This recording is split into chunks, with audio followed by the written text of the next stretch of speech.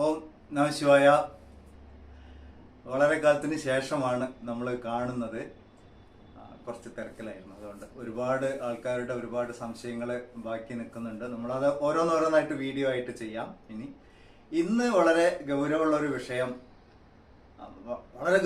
വിഷയം, പലരുടെയും വിവാഹം മുടങ്ങി നിൽക്കുന്നതുമായിട്ട് ബന്ധപ്പെട്ട കാര്യമാണ് പറയാൻ പോകുന്നത്. എല്ലാവരും വളരെ ശ്രദ്ധയോട് കൂടി കേൾക്കൂ.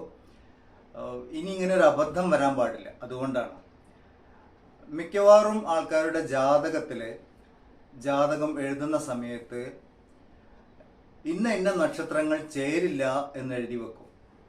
ഇല്ലെങ്കിൽ ഒരു വിവാഹ പൊരുത്തത്തിന്റെ കാര്യമായിട്ട് ഒരു തൽക്കുറി ഉണ്ടാക്കുമ്പോൾ അതിലെഴുതി വെക്കും ഇന്ന നക്ഷത്രങ്ങൾ ചേരില്ല എന്നുള്ളത്.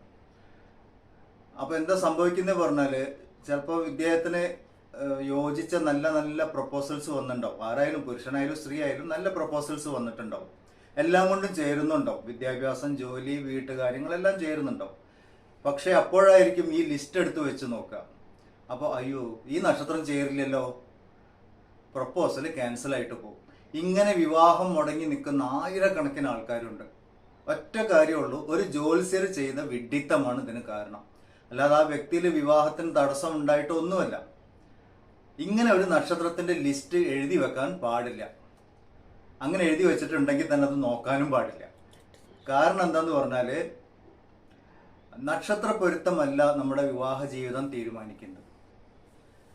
ഹിന്ദുവിന്റെ ആധികാരികമായിട്ടുള്ള ഒരു ഗ്രന്ഥത്തിലും വിവാഹ പൊരുത്തം നോക്കിയിട്ടേ ജാതക പൊരുത്തം നോക്കിയിട്ടേ വിവാഹം ചെയ്യാവൂ എന്ന് എഴുതിയിട്ടില്ല. ഇതെങ്ങനെയോ ഒരു ആചാരം വന്നു ചേർന്നു, അത്രയേ ഉള്ളൂ. അതൊരു വിശ്വാസം മാത്രമാണ്.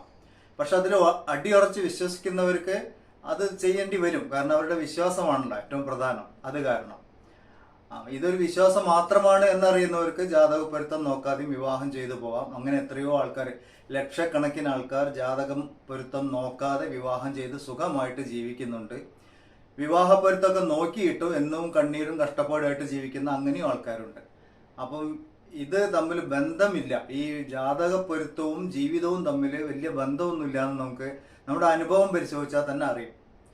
എന്നാലും ഇങ്ങനെ ഒരു വിവാഹ പൊരുത്തം നോക്കണം എന്നൊരു വിശ്വാസം പലരിലും അടിയുറച്ച് ഉള്ളത് കാരണം, അങ്ങനെ ഒരു ദൃഢമായ വിശ്വാസം ഉള്ളത് കാരണം അതുമായിട്ട് ബന്ധപ്പെട്ടിട്ടാണ് ഞാൻ പറയുന്നത്.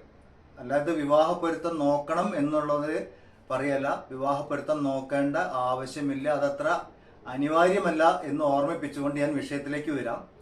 നക്ഷത്രങ്ങളുടെ ഒരു ലിസ്റ്റ് പ്രകാരം ഇത് ഇന്ന നക്ഷത്രത്തിന് ഇന്നത് ചേരുള്ളൂ, ഇന്നത് ചേരില്ല എന്നൊരു ലിസ്റ്റ് കാണുകയാണെങ്കിൽ അത് തെറ്റാണ്.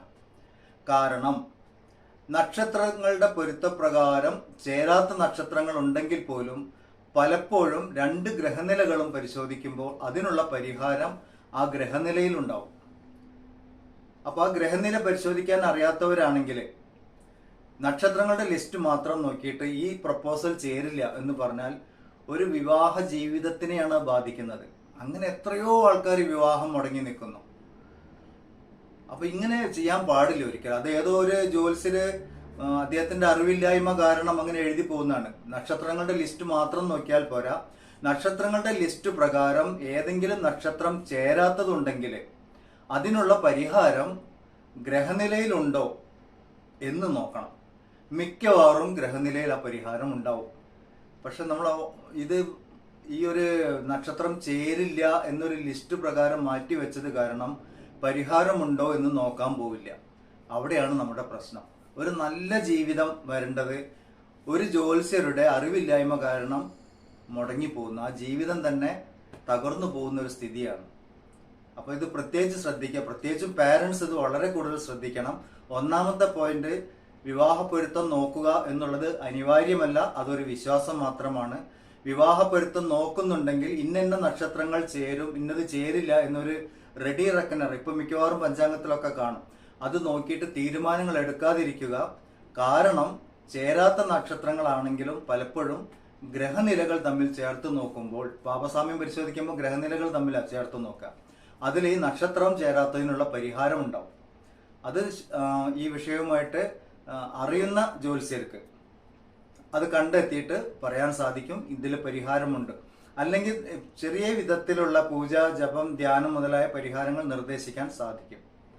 ഇത്രയും കാര്യങ്ങൾ ഒന്നുകൂടി ഓർമ്മിക്കണം എന്ന് അഭ്യർത്ഥിച്ചുകൊണ്ട് നമുക്ക് വീണ്ടും കാണാം. ഓം നമഃ ശിവായ.